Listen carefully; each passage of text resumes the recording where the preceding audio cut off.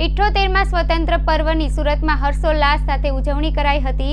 ત્યારે લિંબાયતમાં એકતા સાર્વજનિક charitable trust દ્વારા ધ્વજવંદન કાર્યક્રમ યોજાયો હતો, જેમાં લિંબાયતના પોલીસ ઇન્સ્પેક્ટર સહિતના જોડાયા હતા। 15મી ઓગસ્ટે 78માં સ્વતંત્ર પર્વની સુરતમાં હર્ષોલ્લાસ સાથે ઉજવણી કરવામાં આવી હતી।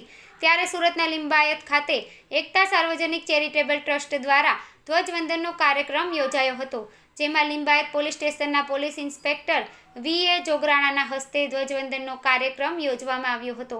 તો ધ્વજવંદન કાર્યક્રમમાં મોટી સંખ્યામાં દેશભક્ત લોકો જોડાયા હતા।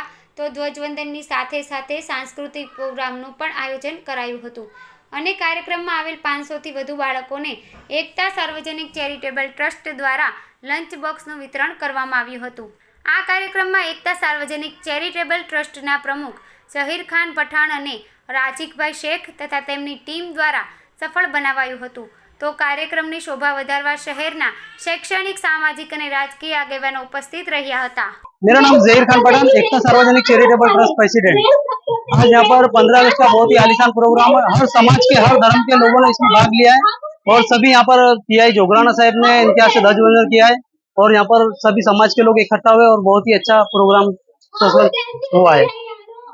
कार्यक्रम में क्या क्या बच्चों ने 500 बच्चों ने टिफिन बॉक्स આપવામાં આવ્યું છે અને બહુ જય હિન્દ, જય ભારત।